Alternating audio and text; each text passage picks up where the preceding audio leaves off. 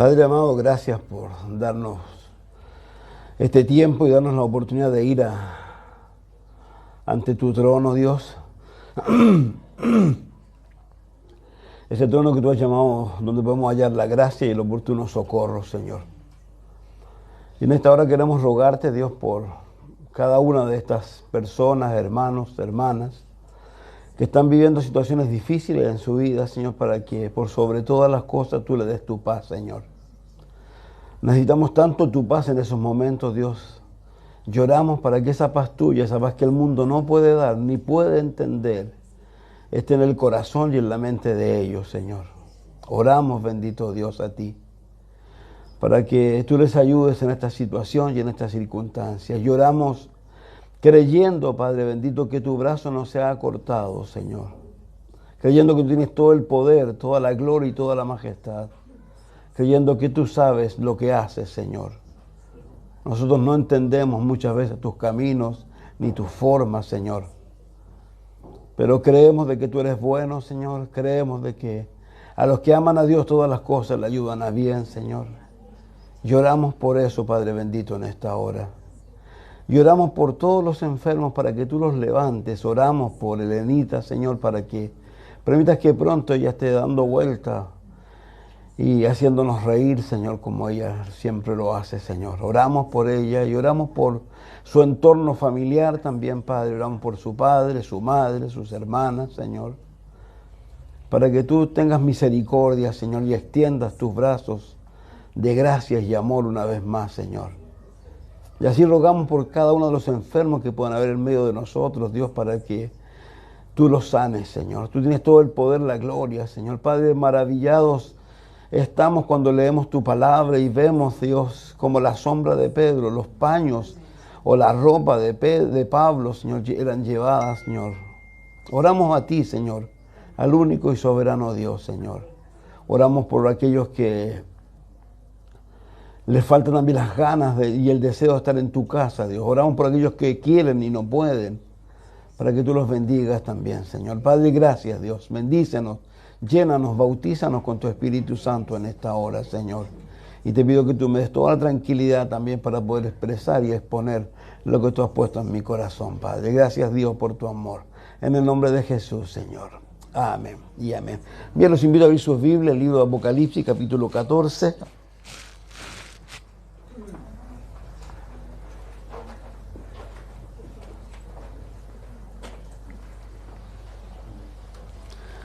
El apóstol Juan, que está en la isla de Patmos, habiendo sido abandonado por las autoridades, sometido a un trabajo forzoso, como nos cuenta él en el capítulo 1, ha tenido el privilegio de recibir este libro no menor, que es el libro de Apocalipsis. La semana pasada hablamos de él con respecto a su liberación y también de la iglesia de Éfeso, que de alguna manera se iba a beneficiar de todo esto que él estaba recibiendo aquí.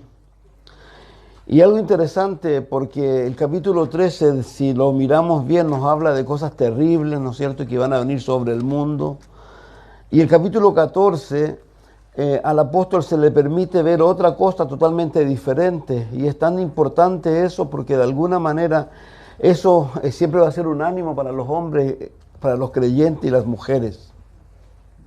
Alguien contaba una historia, hace pocos días la subía a Facebook, de una dama tipo nuestro tiburón Contreras, ¿no es cierto?, que cruzan los mares, que estaba a punto, no sé si de cruzar el Canal de la Mancha. Ella había hecho ya bastantes cosas de esa naturaleza y quería un desafío más. Y justamente ese día le toca un día demasiado nublado. Y a ella siempre lo acompañaban, igual que a nuestro tiburón Contreras, botes. Y dice que ahí llevaba como 15 horas de nado, no era menor. Y empezó como un poco a tener ciertas dudas, y porque tenía el problema que no veía la costa, porque la nieve no le dejaba ver la costa. Y ahí como que quiso renunciar, y su madre le dijo que siguiera, pero a lo cual ella después insistió y se subió al bote y renunció. Y al poquito rato se dio cuenta lo cerca que estaba la costa, que era 1 kilómetro. Y yo lo subí ahí en ese momento, ¿por qué? Porque de repente mucha gente a veces pierde de vista esto que nosotros no debemos perder de vista, que es el cielo. Nosotros no somos ciudadanos de esta tierra. A pesar de que andamos en la carne, estamos en la carne, nosotros no somos de aquí. Y eso tenemos que tenerlo tremendamente claro. Ya lo decíamos el otro día, bueno, el día lunes en contingencia, cuando habla allí a la iglesia de Éfeso y a la iglesia de la Odisea, y hablábamos de la segunda muerte un poco. El creyente nace 2 veces y muere una sola vez. El no creyente nace una vez y muere 2 veces. Y nosotros como personas que ya hemos nacido de nuevo, que tenemos el cielo a nuestro favor, porque de alguna manera no debemos olvidarnos de las palabras de Jesús. Jesús, lo que más le insistió a los apóstoles, y él fue el primero que habló acerca del rapto de la iglesia, el primero que habló acerca de lo que iba a acontecer con ellos, porque justamente a ellos les tocaba un momento muy difícil que tenían que pasar, que era la situación de la aprehensión de Cristo, ser llevado, todo lo que ustedes conocen al final de los evangelios, ser llevado a la cruz del Calvario. Ya sabemos que Pedro, cuando Jesús le dice eso, él le quiere hacer disuadir de aquello. Como no te conviene eso a ti, y él le dice, apártate de mí, Satanás. Y él le dice a ellos, ¿saben qué? Estén tranquilos. Si ustedes ven las diversas versiones que hay, no se inquieten, no se asusten. Me voy, sí, es verdad que me voy, pero me voy a preparar morada para que donde yo esté, ustedes estén conmigo.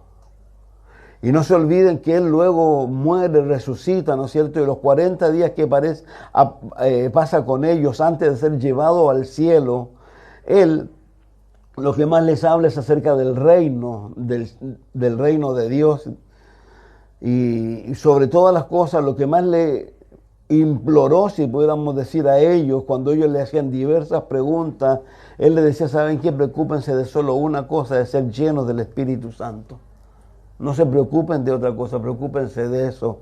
Y eso es tremendamente importante. ¿Por qué razón?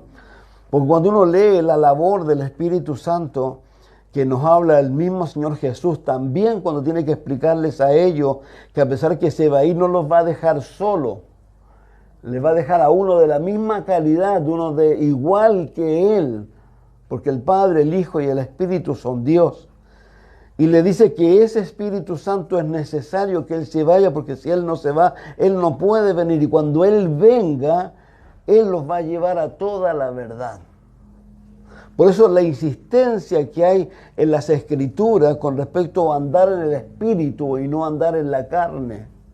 Porque el Espíritu, a esas son las cosas que nos quiere llevar. Entonces, tenemos que tener claridad nosotros dónde vamos, lo que somos. Y sobre todo, como dice el apóstol Pedro, nosotros estamos completos, no necesitamos nada. Así dice Pedro, dice que se nos han dado todas las cosas ya. Y por tanto podemos vivir una vida. Alguien dijo lo siguiente, dijo que el hecho de que Jesús haya vencido en carne, porque Él venció en carne, Él siendo Dios no tomó eso como igual a Dios, sino que se despojó de sí mismo, tomó forma de siervo y fue muerto y muerte de cruz. Dice que nosotros podemos, ahora obviamente con el poder del Espíritu Santo. Este capítulo 14 dice, después miré, he aquí el Cordero estaba en pie sobre el monte de Sión y con él 144,000 que tenían el nombre de él y de su Padre escrito en la frente. Y oí una voz del cielo como estruendo de muchas aguas y como sonido de un gran trueno, y la voz que oí era como de arpistas que tocaban sus arpas y cantaban un cántico nuevo delante del trono, delante de los 4 seres vivientes y de los ancianos. Nadie podía aprender el cántico sino aquellos 144,000 que fueron redimidos de entre los de la tierra. Estos son los que no se contaminaron con mujeres, pues son vírgenes. Estos son los que siguen al Cordero por donde quiera que va. Estos fueron redimidos de entre los hombres como primicias para Dios y para el Cordero. Y en sus bocas no fue hallada mentira, pues son sin mancha delante del trono de Dios. Este grupo de personas que son jóvenes son muy particulares y muy especiales. Ahora, hay toda una disyuntiva con respecto a estas personas y algunos haciendo presente que a lo mejor realmente ellos no están en el cielo. Pero cuando uno lee el texto y el contexto, primero el versículo 3 nos dice, y cantaban un cántico nuevo delante del trono, delante de los 4 seres vivientes y de los ancianos. Nadie podía aprender sin el cántico, sino aquellos 144,000 que fueron redimidos de entre de la tierra. Y esto debe darnos seguridad de que están en el cielo. Ahora, ¿cómo llegaron al cielo estas personas? Porque si uno los busca a estas personas, ¿dónde los vamos a encontrar? En el capítulo 7. En el capítulo 7, si lo leemos, por favor, dice la Escritura, después de esto, nuevamente, de lo anterior, que es todo lo que pasa con el anticristo y todo el mundo en esta gran calamidad, después de esto vi a 4 ángeles en pie sobre los 4 ángulos de la tierra, que detenían los 4 vientos de la tierra, para que no soplase viento alguno sobre la tierra, ni sobre el mar, ni sobre ningún árbol. Y vi también a otro ángel que subía de donde sale el sol y tenía el sello del Dios vivo, y clamó a gran voz a los 4 ángeles a quienes se le había dado el poder de hacer daño a la tierra y al mar, diciendo: no hagáis daño a la tierra, ni al mar, ni a los árboles, hasta que hayamos sellado en su frente a los siervos de nuestro Dios. Y oí el número de los sellados, 144,000 sellados de todas las tribus de los hijos de Israel. Algo interesante cuando uno ve, y lo hemos dicho, la similitud que Satanás siempre quiere hacer. La Biblia dice que el diablo se viste como ángel de luz. Él no solo imita la Trinidad satánica, también viene e imita el sello de Dios. Cuando uno ve el sello del capítulo 6, ¿no es cierto?, o del capítulo 13 del falso profeta, que hace que la gente se marque, ¿dónde? En la frente, igual que lo que hace Dios. Satanás siempre va a imitar las cosas de Dios, ni siquiera tiene la calidad de inventar algo. Él es un imitador en todos los aspectos. Ahora, algo interesante, según lo que nos cuenta aquí la Escritura, estos 144,000 fueron sellados por Dios para ser protegidos, ¿no es cierto? ¿Pero protegidos de qué? Leamos nuevamente el texto, dice: que detenían los 4 vientos de la tierra, para que no soplase viento alguno sobre la tierra, ni sobre el mar, ni sobre ningún árbol. Vi también otro ángel que subía de donde sale el sol, tenía el sello del Dios vivo, y clamó a gran voz a los 4 ángeles, a quienes se le había dado el poder de hacer daño a la tierra y al mar, diciendo: no hagáis daño a la tierra, ni al mar, ni a los árboles, hasta que hayamos sellado en su frente a los siervos de nuestro Dios. Y hoy el número de los sellados, 144,000 sellados de todas las tribus de los hijos de Israel. Lo que está diciendo la Escritura es que estas personas van a ser protegidas de toda y cada una de estas cosas. Ahora, ¿cuál es el conflicto que se arma aquí para muchas personas? Cuando uno mira lo que el Señor Jesús le dijo a Pedro, por ejemplo, hablando de la iglesia, ¿no es cierto? Hablando de que las puertas del infierno no iban a prevalecer en contra de la iglesia. Y también entendiendo lo que dice el capítulo 13, cuando habla de que al falso profeta se le da el poder, y también al anticristo, ¿no es cierto? Voy a leer el verso 7 del capítulo 13. Se le permitió, por favor, recuerden siempre estas palabras, se le permitió. Dios. Es Dios quien abre y permite. Satanás no podría hacer nada si Dios no le abre la puerta ni Dios lo dejara. Se le permitió hacer guerra, dice, contra los santos y vencerlos. También se le dio autoridad sobre toda tribu, pueblo, lengua y nación. El vencerlo, por ejemplo, para muchas personas significaría que estas personas no le va a acontecer nada. Pero el vencerlos aquí significa que no los doblegó. Cuando uno va, por ejemplo, al capítulo 20, vayamos allá.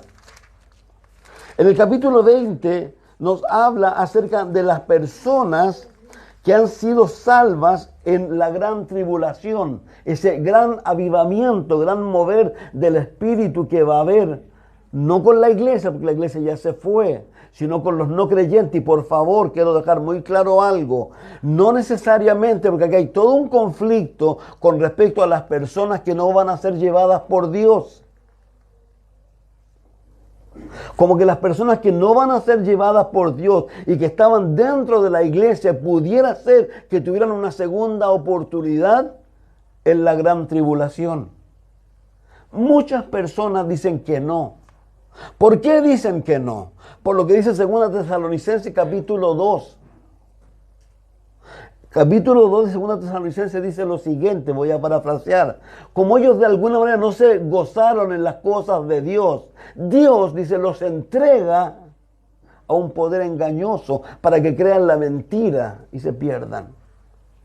Entonces, pudiera ser que las personas que estamos hablando aquí fueran aquellas personas que a lo mejor son parte de nuestra familia. Estamos especulando. Que nunca han dicho sí a Jesús, siempre nos han estado mirando de lejos. Y les va a tocar vivir y entender a lo mejor ese momento precioso para nosotros y muy duro para ellos cuando nosotros seamos sacados de este mundo, ya seamos nosotros o la generación que sea, porque hay una generación que no va a morir, recuerden siempre eso. Esa va a desaparecer. Y esas personas que van a desaparecer van a tener un entorno familiar que muchos no están siguiendo a Cristo y les va a tocar ver aquello. Pero vuelvo a insistir, pero son personas que no han estado caminando con Dios. Porque se supone, y reitero, y esto es importante, pero nosotros debemos entender, todos nosotros debiéramos estar esperando a Cristo. Ninguno de nosotros debiera pensar en quedarse aquí en ningún momento. La única cosa que pudiese hacer que nosotros nos quedáramos en esta parte del planeta es lo que dice el apóstol Pablo, tanto en Efesios como en Colosenses o en Gálatas. Cuando dice, nadie os engañe con palabras vanas, porque esto viene la ira de Dios y habla de los pecados. Si alguien está en fornicación, si alguien está en adulterio, si alguien está en mentira, si alguien está en alguno de esos pecados, viviéndolos, el apóstol dice, no piense que va al cielo. Acuérdense que siempre lo hemos dicho, Juan dice, el creyente peca, pero no practica el pecado. El creyente peca, pero se arrepiente y deja de hacer aquello. Esa es la gran diferencia. Entonces, si pensamos en estas personas que estamos mirando, estos 144,000 que están en el cielo, ¿cómo llegaron al cielo? Se supone que ellos son victoriosos. Entonces, la victoria para ellos, vuelvo a reiterar, es que no han sido doblegados, que de alguna manera no han renunciado a Cristo. Por favor, y yo estaba diciendo el capítulo 20. Veamos por favor el capítulo 20, versículo 4. Dice, y vi tronos, y se sentaron sobre ellos los que recibieron la facultad de juzgar, y vi las almas de los decapitados por causa del testimonio de Jesús y por la palabra de Dios, los que no habían adorado a la bestia ni a su imagen, y que no recibieron la marca en su frente ni en sus manos, y vivieron y reinaron con Cristo 1000 años. Pudiera ser, no lo voy a aseverar, que estos 144,000 han llegado al cielo a través de la muerte. Porque la Biblia no nos habla que ellos han sido sacados de este mundo de alguna otra manera. Y hay solo dos formas en que el hombre va a llegar al cielo. Por la muerte y por el rapto de la iglesia. Y el rapto de la iglesia ya ocurrió en el capítulo 4. Si volvemos a registrar en cuanto a tiempo y año, fue hace 3 años y medio aproximadamente que la iglesia ya está en el cielo. Y en la tierra, acuérdense que los primeros 3 años y medio fueron de engaños. Estaban los testigos de Jehová, estaban los mormones, la iglesia evangélica seguramente, y todos, y los judíos, y todos viviendo felices, practicando la religión, hasta que llegó el anticristo y se sentó en el templo de Dios y dijo, ¿sabe que se acabaron las religiones? La única que existe de aquí en adelante es la mía. Y ahí comienza ya la gran tribulación. Entonces, es tremendamente importante esto, por eso reitero, dice, después miré, y aquí el Cordero de Dios estaba en pie sobre el monte de Sión, y con él 144,000 que tenían el nombre de él y de su Padre escrito en la frente. Por favor, quiero reiterar algo. Juan capítulo 14. En Juan capítulo 14, ¿qué es lo que encontramos? Encontramos al Señor Jesús, parafraseo nuevamente, diciéndoles a ellos, me voy pues, pero ¿a qué me voy? A preparar morada, para que donde yo esté, ustedes estén conmigo. Miren por favor el libro de los Romanos, el capítulo 8. El apóstol Pablo en el libro de los Romanos, en el capítulo 8 particularmente, él habla acerca de lo que Cristo hace por nosotros, cómo Él nos defiende. Y también deja una cosa muy clara allí con respecto a dónde está Él. Verso, les digo,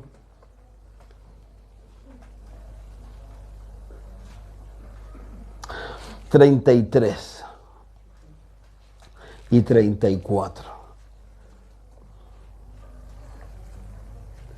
Dice, el que no escatimó ni a su propio Hijo, sino que lo entregó por todos nosotros, ¿cómo no nos dará también con Él todas las cosas? ¿Quién acusará a los escogidos de Dios? Dios es el que justifica.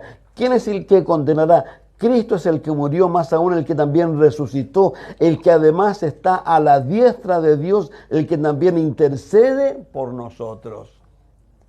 Jesús murió, resucitó, estuvo con ellos 40 días, ellos lo vieron irse al cielo, se les dijo a ellos, hey, este que ha sido oído va a volver. ¿Dónde fue a dar él? Lo que dice aquí, al trono de Dios. ¿Dónde está Dios? ¿Dónde están los 144,000? En el cielo con Cristo. ¿Quién más está allí? Nosotros. Por favor, hay una similitud entre los 144,000 y nosotros. Vayamos a Apocalipsis 5, por favor.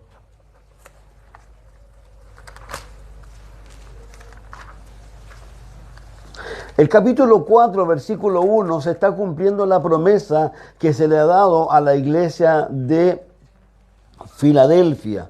El 10 del capítulo 3 dice, por cuanto has guardado la palabra de mi paciencia, yo también te guardaré de la hora de la prueba que ha de venir sobre el mundo entero para probar a los que moran sobre la tierra.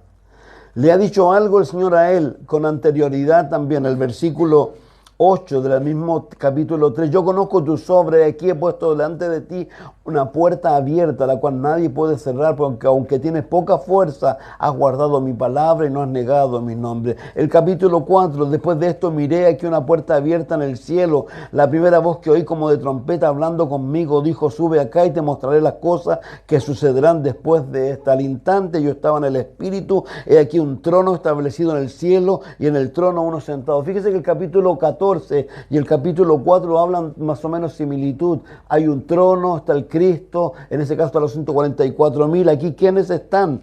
Si vamos más abajo, por favor, al versículo 5, vamos por favor, versículo 5, 4 dice y 5, y yo lloraba mucho, porque no se había hallado ninguno digno de abrir el libro, ni de leerlo, ni de mirarlo. Y uno de los ancianos me dijo, no llores, y aquí el león de la tribu de Judá, la raíz de David, ha vencido para abrir el libro, desatar sus 7 sellos. Y miré y vi en medio del trono y de los 4 seres vivientes y en medio de los ancianos estaba en pie un cordero como inmolado que tenía 7 cuernos, 7 ojos, los cuales son los 7 espíritus de Dios enviados por toda la tierra. Y vino y tomó el libro de la mano derecha del que estaba sentado en el trono. Y cuando hubo tomado el libro, los 4 seres vivientes y los 24 ancianos se postraron delante del Cordero. Todos tenían arpas, copas de oro llenas de incienso, que son las oraciones de los santos, y cantaban un nuevo cántico. La iglesia también tiene un cántico que solo ella va a saber. Es diferente al de los 144,000. Y ambos, ¿dónde estamos? En el reino de los cielos ya. Dice, y cantaban un nuevo cántico diciendo, digno eres de tomar el libro, de abrir su sello, porque fuiste inmolado, con tu sangre nos has redimido para Dios de todo linaje, lengua, pueblo, nación, y nos has hecho para nuestros Dios reyes, sacerdotes, y reinaremos sobre la tierra. Ahora algo interesante, ¿por qué razón? Esto con respecto al cielo. A los que les gusta un poco indagar y leer y escuchar cosas a veces de diversas ¿cómo se llama? Etnias o pueblos antiguos, usted se va a dar cuenta que todos y cada uno de ellos tiene un cielo. Todos hablan de cielo, todos hablan de vida eterna de alguna manera, todos. Los egipcios, los asirios, y si usted va más atrás, todo. Y eso es tremendamente importante porque ese es un argumento acerca de la creación de Dios, o más que la creación de Dios, acerca de la existencia de Dios.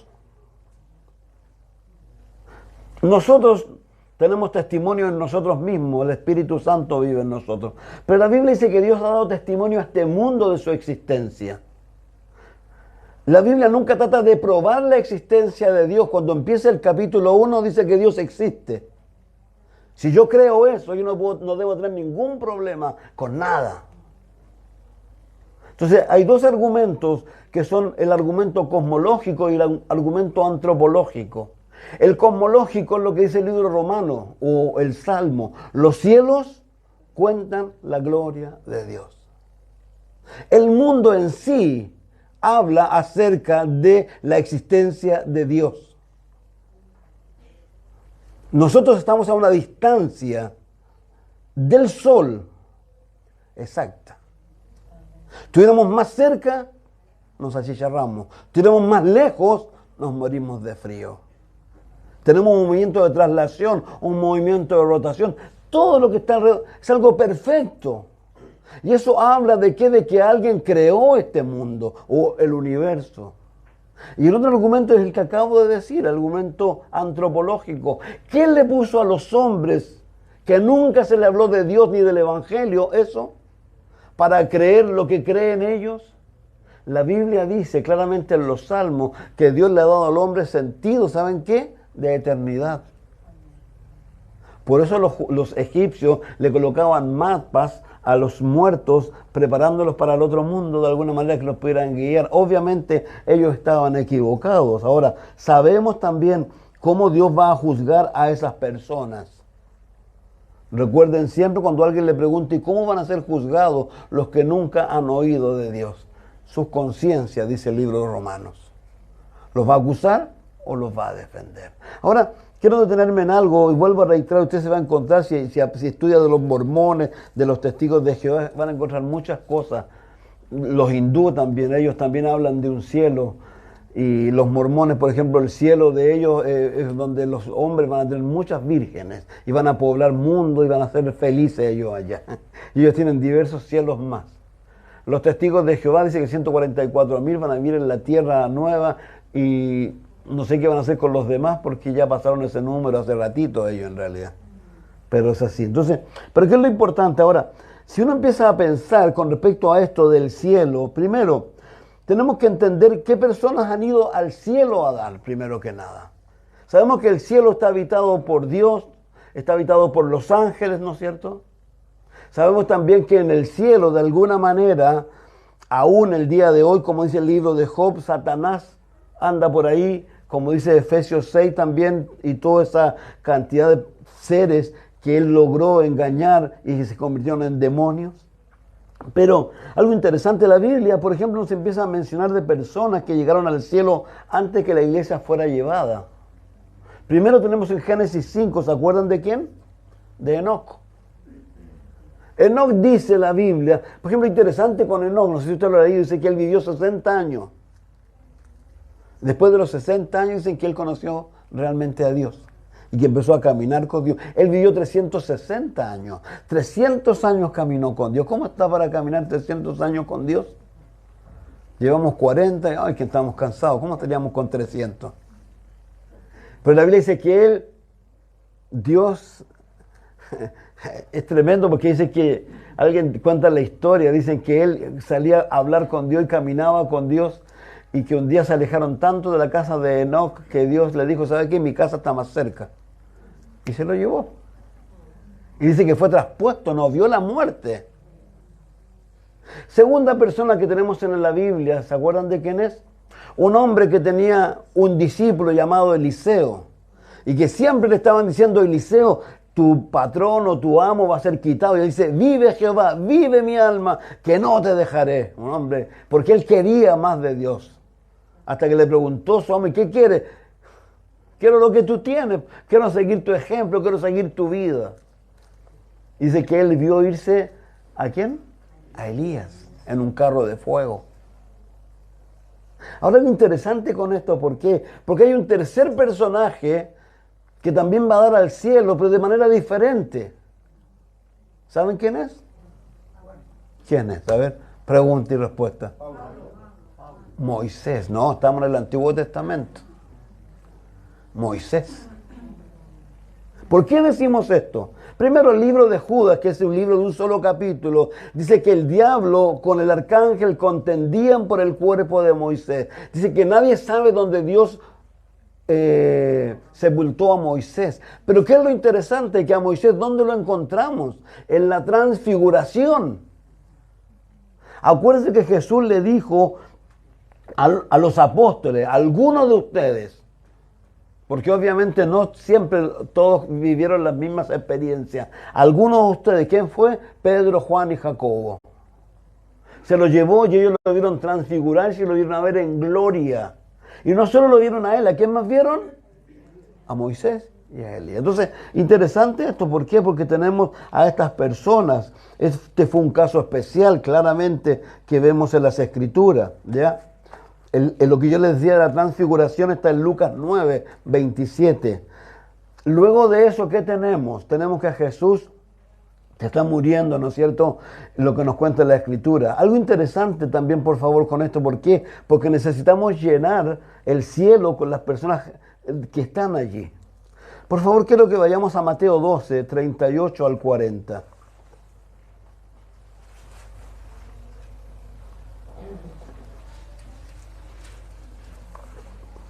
Espero no haberme equivocado. Ya saben que yo tengo problemas serios ya de alguna... Pero en mi mente, déjeme ver el texto.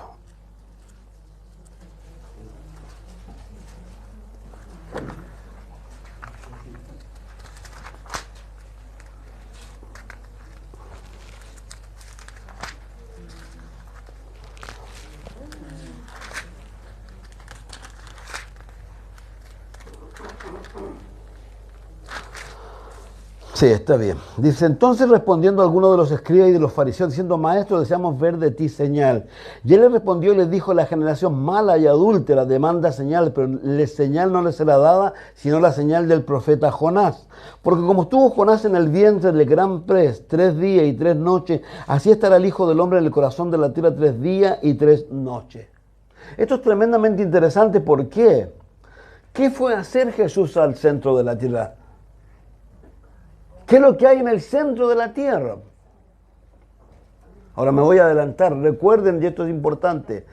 Un día Jesús está muriendo en la cruz y con él hay 2 hombres a su alrededor, a su lado, ¿no es cierto? Los 2 están ahí, son culpables, pero uno de ellos se arrepiente y le dice al otro, diciendo, hey, ¿qué onda contigo? Nosotros estamos aquí porque lo merecemos, él no. Y mira a Jesús y le dice, Señor, acuérdate de mí cuando vengas en tu reino, como buen judío pensando en el reino futuro. Y Jesús le dijo, para sorpresa de él, hoy estarás conmigo, ¿dónde? En el paraíso. Entonces, lo que había ahí abajo, esto es tremendamente importante. ¿Por qué? Porque según lo que la Escritura nos enseña en Lucas 16, en Lucas 16 tenemos la muerte de 2 personas.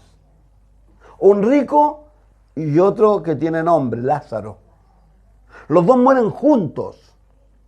Pero dice la Biblia que Lázaro fue tomado ¿por quién? Por los ángeles y llevado ¿dónde? Al seno de Abraham. Y el otro dice que despertó ¿dónde? En un lugar de tormento. Deseando ser sacado de allí, hablando porque de alguna manera había la posibilidad de verse. Estaban en un mismo lugar, separados por un gran abismo, abajo el Tártaro, donde están los demonios que están atados allá abajo, que van a ser sueltos luego en Apocalipsis. Están allá abajo, y él le dice, y Abraham le dice, ¿sabes qué? No hay posibilidad. No hay posibilidad. Y él le dice, como yo lo he dicho, se convirtió en un muy buen evangelista. Pero ya era tarde ya. Por favor, toma de aquí a mi papá, a mi mamá, y dile que se arrepientan porque yo no quiero que ellos estén aquí. Entonces, ¿qué es lo que fue a hacer Jesús cuando Él está diciendo a estas personas que no les será dada señal más que la señal de Jonás? Que Él va a bajar. ¿A qué va a bajar? Miren por favor en 1 de Pedro 3, 18 y 19. Estamos llenando el cielo. Y lo que más quiero llegar en su momento a que nosotros seamos parte de ese cielo, porque ese cielo ya tiene seres, ya tiene personas. Todos los que están muriendo en Cristo hoy día están yendo al cielo. Todos los que están muriendo sin Cristo hoy día, ¿saben dónde están yendo? Al lugar de tormenta. Todavía están yendo allí. Y vamos a ver el por qué. Primera de Pedro 3, 18 y 19. Voy a tratar de apurarme. Porque mejor es que padezcáis haciendo el bien,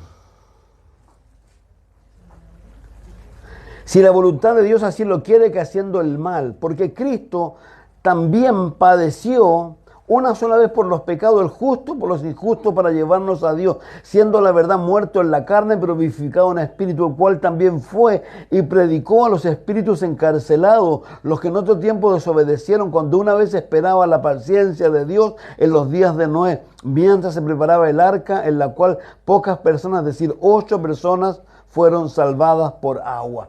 Él bajó ¿a qué? Primero, a establecerle a estas personas la verdad que ellos ya saben porque lo están viviendo en carne propia, pero también Él bajó a buscar a todas aquellas personas que hasta ese momento habían muerto en fe en Dios. ¿Por qué sabemos esto? Porque si vamos a Segunda de Corintios 12. Yo esto lo he enseñado muchas veces, pero quiero reiterarlo una vez más. No quiero que haya la menor duda con respecto a esto. Segunda de Corintios 12, y ahí está lo que recién me respondieron algunos, cuando decíamos quién más había sido llevado al cielo. Dice el apóstol Pablo en 2 de Corintios 12, verso 1 al 4, ciertamente no me conviene gloriarme, vendré a las visiones, a las revelaciones del Señor. Conozco un hombre en Cristo que hace 14 años, si en el cuerpo no lo sé, si fuera del cuerpo no lo sé, Dios lo sabe, fue arrebatado hasta el tercer cielo. Conozco al tal hombre, si en el cuerpo o fuera del cuerpo no lo sé, Dios lo sabe, fue arrebatado y ahora le pone nombre al paraíso. Porque el paraíso fue sacado y fue llevado arriba. Por eso la Biblia dice en el libro de los Efesios que Dios le dio dones a los hombres y llevó cautiva la cautividad, se lo llevó al cielo. Por eso aseveramos lo que siempre aseveramos nosotros con respecto a lo que el apóstol Pablo enseña, por favor, en Filipenses, capítulo 1. Filipenses 1 nos habla de una carta que el apóstol Pablo está enviando desde un lugar particular.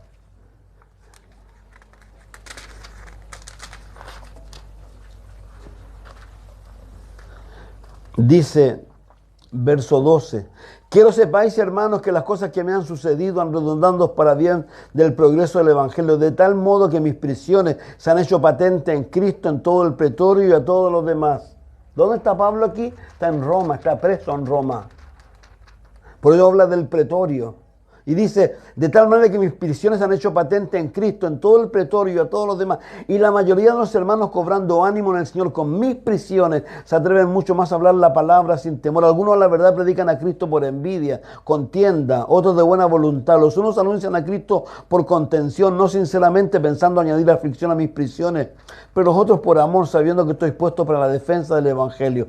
Que pues, no obstante, de todas maneras, por pretexto, por verdad, Cristo se ha anunciado, en esto me gozo y me gozaré aún. Sé que por vuestra oración y la suministración del Espíritu de Cristo, esto resultará en mi liberación, conforme a mi anhelo y esperanza, que nada seré avergonzado. Antes bien, con toda confianza, como siempre, ahora también será magnificado Cristo en mi cuerpo, o por vida o por muerte, porque para mí el vivir es Cristo y el morir es ganancia. Mas si el vivir en la carne resulta en beneficio de la obra, no sé entonces qué escoger, porque de ambas cosas estoy puesto en estrecho, teniendo deseo de partir y estar con Cristo, lo cual es muchísimo mejor. Pablo está hablando de su muerte, que es inminente, podría ser. Sabemos que no muere en este encarcelamiento, va a ser liberado, pero en el segundo encarcelamiento sí muere y lo decapitan. Y él se despide de Timoteo, he peleado, he corrido, me espera la corona de justicia. Sé en quién he creído. Entonces el reino de los cielos, una de las cosas que más quiero destacar, por favor, no es una utopía. Es verdad. Tú y yo somos de allá. Y eso debemos tenerlo bien claro. Por eso la Biblia siempre, cuando usted se fija, lo que más hace es puesto los ojos en Jesús. Mirad al cielo, poner los ojos arriba, buscar las cosas de arriba. No debemos dejarnos engañar por Satanás. Satanás, cuando le dijo a Eva, ¿sabe lo que le dijo? Que ella podía obtener cosas mejores que las que Dios le estaba ofreciendo. Eso es literalmente lo que le dijo. Y todos sabemos que no fue nada mejor lo que ella encontró. Por eso la Biblia dice que los deseos de los ojos, los deseos de la carne, la vanagloria de la vida no provienen del Padre, sino del mundo. Por eso la Biblia dice claramente que la vida del hombre no consiste en la abundancia de bienes que posee. Por eso el Señor le dice a la iglesia de Esmirna, conozco tu pobreza, pero eres rica. Entonces no nos equivoquemos. Jesús fue claro, no hagan tesoros en la tierra, hagan tesoros ¿dónde? En el cielo. Vuelvo a reiterar, no se trata de que vamos a vivir una vida de, no sé, de estos frailes que se van, no estamos hablando de eso. Pero estamos hablando de que Dios es primero en nuestra vida. ¿Por qué? Porque una de las cosas que nos puede ocurrir a nosotros el día menos pensado, ¿qué es lo que va a hacer? Que vamos a dejar este mundo. Y lo vamos a dejar a lo mejor como dice el apóstol Pablo aquí. Miren 2 Corintios 5, por favor. Para que usted se dé cuenta que no es algo antojadizo, sino que de verdad. Sabemos que si nuestra morada terrestre, este tabernáculo, se deshace, tenemos de Dios un edificio, una casa no hecha de mano, eterna en los cielos. Fíjese que Dios habla siempre de casa, de cosas tangibles de alguna manera. Jesús le dijo, reitero, me voy, sí, pero me voy a preparar morada para que donde yo esté, ustedes estén conmigo. La cosa más triste es cuando las personas piensan que el cielo es un lugar, no sé, como alguna vez en algún libro que leí, dice que un pastor dijo, ¿sabes qué? Cuando pienso en el cielo, lo único que quiero es morirme y desaparecer, porque el cielo va a ser tan aburrido. Vamos a estar con un arpa cantando. Qué pena cuando las personas puedan tener una visión así del cielo. El cielo va a ser tremendamente entretenido. Si este mundo que hizo Dios, el mundo, no lo que ha hecho el hombre del mundo, no las cosas del mundo, porque el príncipe de este mundo es maravilloso. A los que les gusta el campo, ¿no lo disfrutan? A mí que me gusta la playa. Este mundo es maravilloso. El hombre ha hecho pésimamente al mundo. Por eso la tierra gime, deseando que los hombres de Dios sean manifestados, porque ella sabe que va a ser restaurada. Piensen cómo es el cielo. Primero que nada, si vamos al libro de Apocalipsis, allá no hay lágrimas, no hay dolor, no hay tristeza. ¿Sabe qué? Allá nadie te va a entristecer porque te van a traicionar. Allá no vas a sentir esas cosas que tú te entregas tanto y de repente alguien te traiciona y te traiciona de una manera brutal que te parte en el alma. Allá no van a ver esas cosas. Ahí lo dice. No hay lágrimas, no hay dolor, no hay tristeza. ¿Quién va a jugar todo eso? Cristo. Entonces, de eso se trata esto, hermanos míos. Por eso aquí sigue hablando él. Por esto gemimos, deseando ser revestidos de aquella nuestra habitación celestial. Así seremos hallados vestidos y no desnudos, porque asimismo los que estamos en este tabernáculo gemimos con angustia, porque no quisiéramos ser desnudados, sino revestidos para que lo mortal sea absorbido por la vida. Pablo quería ser llevado en el rapto. No lo fue. Más el que nos hizo para esto mismo es Dios, que nos ha dado las alas del Espíritu. Así que vivimos confiados siempre, sabiendo que entre tanto que estamos aquí, estoy parafraseando, estamos ausentes, no podemos estar allá. Porque por fe andamos, no por vista, pero confiamos, más quisiéramos estar ausentes del cuerpo y presentes al Señor. Por tanto, procuramos, o ausente o presente, serle agradable, porque es necesario que todos nosotros comparezcamos ante el tribunal de Cristo, para que cada uno reciba lo que haya hecho mientras estaba en el cuerpo, sea bueno o sea malo. Pero ¿qué es lo importante? Quisiéramos, confiamos, estar ausentes del cuerpo y presentes al Señor. Yo no quisiera estar aquí, quisiera estar allá. Eso es lo que dice el apóstol. Ahora, él va a vivir eso. ¿Cómo? Lo van a matar. Hay dos cosas que pueden ser inminentes en tu vida. Es la muerte o el Señor viniendo a buscar su iglesia. Y lo decía el otro día un pastor conocido, amigo, que él fue a médico y el médico le dijo, está ok, general, puedo vivir muchos años. El médico le dijo, no. Yo te digo general, pero puede hacer cualquier otra cosa. Puede salir allá al dintel de la puerta y chao. Yo lo he dicho, tú y yo tenemos fecha de caducación. ¿Tú sabes si vas a vivir mañana? A lo mejor algún orgulloso dirá así, no sabemos. No tenemos la menor idea. Entonces, ¿qué es lo importante para esto? Si tienes a Cristo, estás ok. Juan 3:36, ¿qué dice el que tiene a Cristo? Pero el que no tiene a Cristo, la ira de Dios está sobre él. Entonces, reitero, esto es importante. Importante que de alguna manera entender esto con claridad. ¿Por qué? Porque lamentablemente las personas que hoy día están partiendo sin Cristo están yendo ¿a dónde? A Lucas 16 nos relata, al lugar de tormento. Y por favor, el infierno es real. Miren Mateo 25, 41. Esto ocurre cuando Jesús vuelve con nosotros a juzgar este mundo y las personas que están vivas después del reino milenial, después de la gran tribulación, antes del reino milenial. Miren lo que les dice a ellos cuando Él separa las ovejas de los cabritos.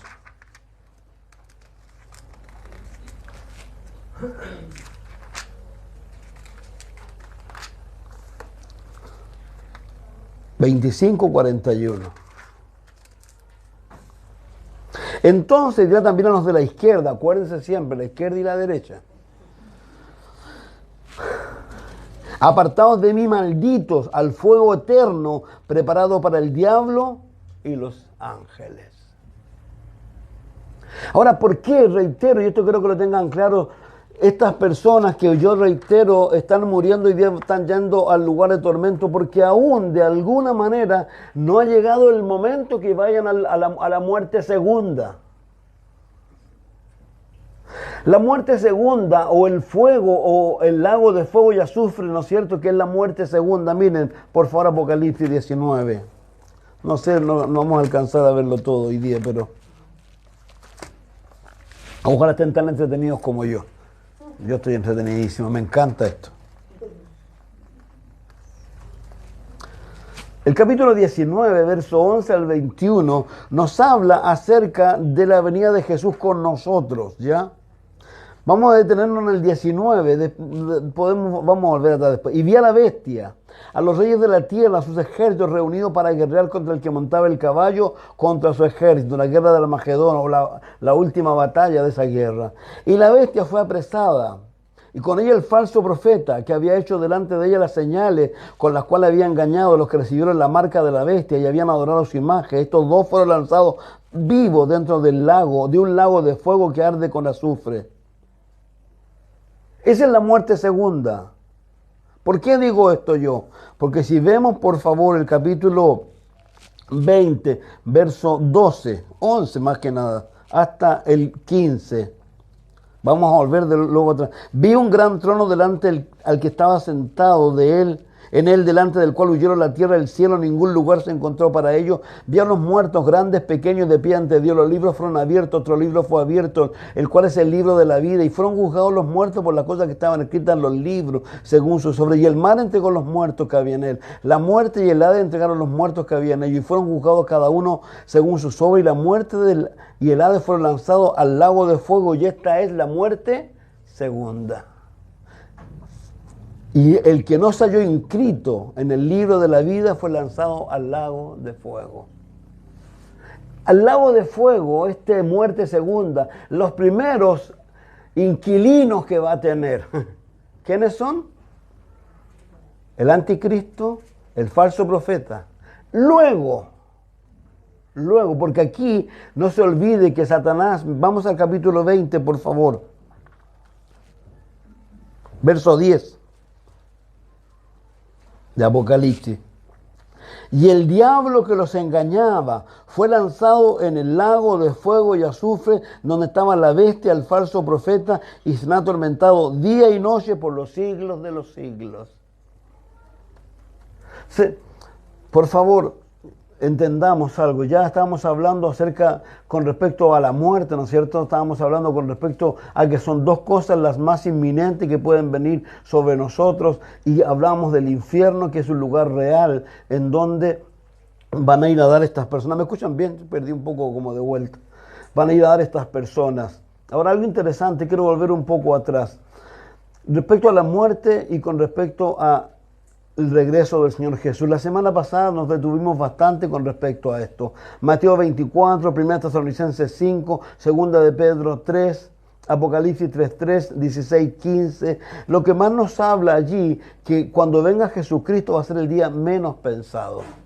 Nos deteníamos en el capítulo 20, si mal no recuerdo 21, que hablábamos, que el Señor hablaba mucho acerca de eso, que nos preparáramos.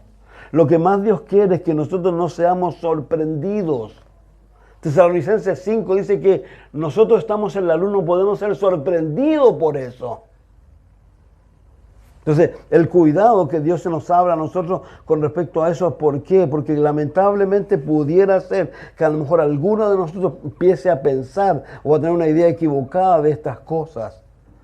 Como ahí mismo el Señor Jesús enseñó acerca de los dos siervos, el fiel y el infiel. El fiel, estoy esperando al Señor, a la hora que venga. El infiel, no, va a tardar en venir. Así que puedo darme algunos, como podríamos llamar, echar algunas canitas al aire. Yo vuelvo a reiterar, puede que el día que eches esa canita al aire sea el día que venga Jesús. Y como dice Ezequiel, tú puedes haber caminado 30 años en Dios, pero cuando Dios viene y te encuentra con la canita al aire, perdiste. Porque a Dios no le importa lo que has hecho en el pasado, ni lo que vayas a hacer en el futuro. ¿Sabes lo que le importa a Dios? ¿Qué es lo que creemos nosotros? Juan 15. Pegados a mí lleváis mucho fruto. Primera de Juan, lo que más enseña, ¿sabes lo que más enseña? Dice que permanecer en Él. A eso es lo que nos ha llamado Dios. Teniendo la conciencia, reitero, de o que viene Jesús o que podemos morir. Y tengamos claridad, todos los que estamos aquí nos vamos a morir si Jesús no viene antes. Todos. ¿Dónde vas a ir después de eso? Pablo se lo dice a los corintios en 2 ocasiones. Examínense, véanse, pruébense. En el capítulo 6 le dice, si alguno tiene el Espíritu de Dios, no es de Dios. Por favor, ojalá no sea ningún convencido usted. Ojalá no sea ningún curioso. Sino que lo que sea, como dijo Jesús. Se lo dijo a Nicodemo, de cierto te digo, que si no naces de nuevo, no puedes ver el reino de Dios. Entonces, hermanos míos, el reino de los cielos es real, es verdad. No vamos a alcanzar a terminar, hay muchas cosas más aquí, pero lo importante es eso. Ahora, vuelvo a reiterar, los creyentes hoy día, si mueren, van a estar con Cristo en forma inmediata. ¿Por qué? Quiero concluir con eso, porque es importante. Primera Tesalonicenses capítulo 4. Mucha gente piensa y habla, y a veces hasta en la radio uno escucha, dice, wow, como que dan a entender que los muertos en Cristo están no sé en qué lugar, o están en algún lugar durmiendo. Y Pablo es tan claro en Tesalonicenses. Primera de Tesalonicenses capítulo 4.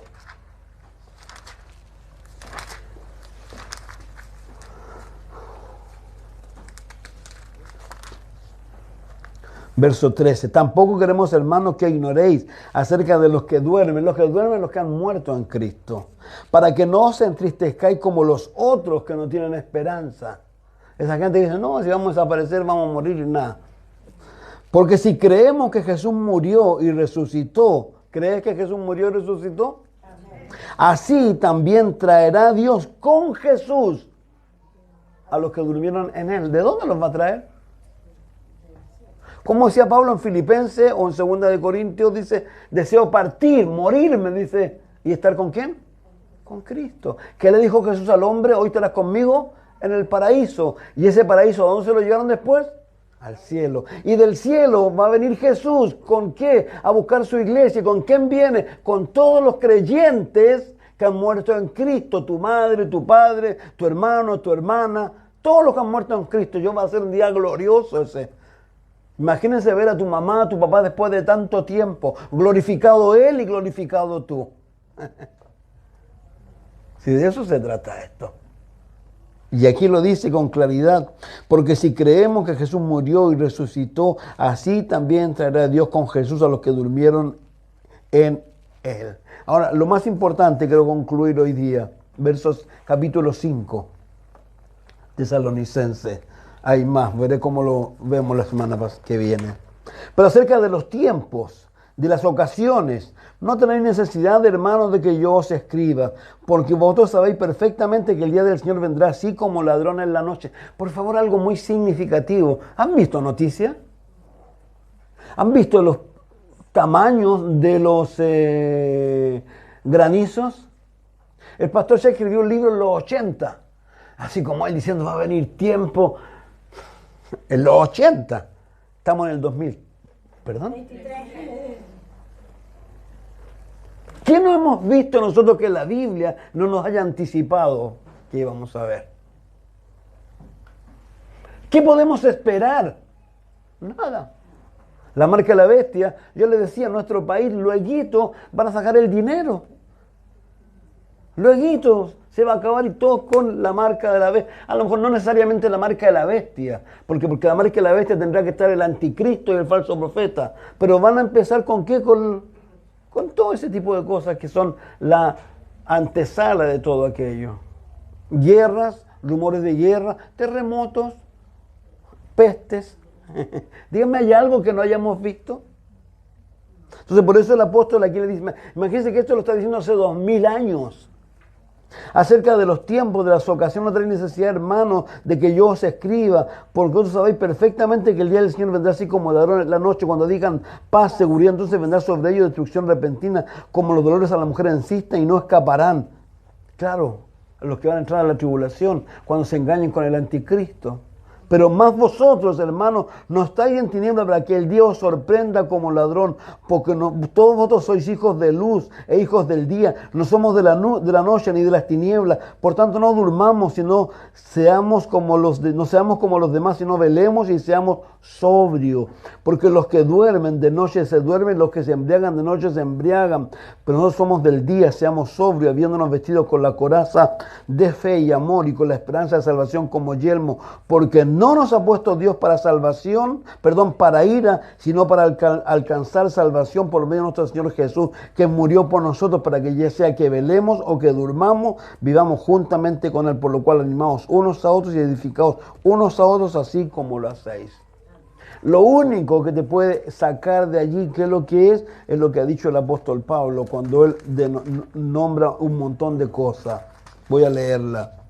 Dice, por lo cual, desechando la mentira, hablad verdad cada uno con su prójimo, somos miembros los unos de los otros. Airaos, pero no pequéis, no se ponga el sol sobre vuestro enojo, no deis lugar al diablo. El que hurtaba no hurte más, trabaje haciendo con sus manos lo que es bueno para que tenga que compartir con el que padece necesidad. Ninguna palabra corrompida salga de vuestra boca, sino la que sea buena para la necesaria edificación a fin de dar gracia a los oyentes. No contristéis al Espíritu Santo de Dios, con el cual fuisteis sellados para el día de la redención. Quítense de vosotros amargura, enojo, ira, gritería, maledicencia. Antes bien, sed benignos unos con otros, misericordiosos, perdonando unos a otros, como Dios también nos perdonó en Cristo. Después sigue hablando, dice, y andad en amor como también Cristo nos amó, se entregó a sí mismo por nosotros, ofrenda, sacrificio a Dios, un olor fragante. Pero fornicación, sexo fuera del matrimonio, antes del matrimonio, inmundicia, avaricia, ni aun se nombra entre vosotros como conviene a santos, ni palabras deshonestas, ni necedades, ni truhanerías que no convienen, antes bien acciones de gracia, porque sabéis esto, que ningún fornicario o inmundo o avaro que es idólatra tiene herencia en el reino de Cristo y de Dios. Nadie os engañe con palabras vanas, porque por esto viene la ira de Dios. No seáis pues partícipes con ellos, pues en otro tiempo erais tinieblas, mas ahora sois luz en el Señor. Andad como hijos de luz. A eso es lo que nos ha llamado a nosotros. Podemos, sí, porque tenemos al Espíritu Santo en nosotros y debemos rogar que Él nos llene, que nos guíe a toda la verdad cada día y que nos reprenda cada vez que necesitamos ser reprendidos con Él. Y sobre todo, como dice el apóstol, por favor no ponga triste al Espíritu que está dentro suyo y que lo quiere llevar de gloria en gloria. Y la única manera de usted ponerlo triste es cuando usted no le hace caso. Acuérdense las palabras de Jesús. Oigan, ¿a quién hay que oír? Al Espíritu. El Espíritu habla por medio de su palabra. El Espíritu habla a nuestro corazón. El Espíritu te hace entender las cosas. Tú sabes cuando estás haciendo lo que no debes. Y Él quiere que dejes de hacerlo. ¿Por qué? Porque el día menos pensado Él va a venir. Y lo que menos quiero, ¿sabes lo que es? Sorprenderte. Creo que sería la cosa más terrible, que tengamos que alejarnos de Él avergonzados, como dice 1 de Pedro, 1 de Juan 2:28. Sería la cosa más tremenda. Dios nos ayude a estar preparados, creyendo lo que dice la Biblia, que Él es nuestro defensor, Él no nos condena, Él nos está defendiendo. Pero nosotros somos los que tenemos que tener claridad con respecto a eso y no escuchar cosas que no debemos escuchar. Padre, gracias por darnos este tiempo, gracias por tu palabra.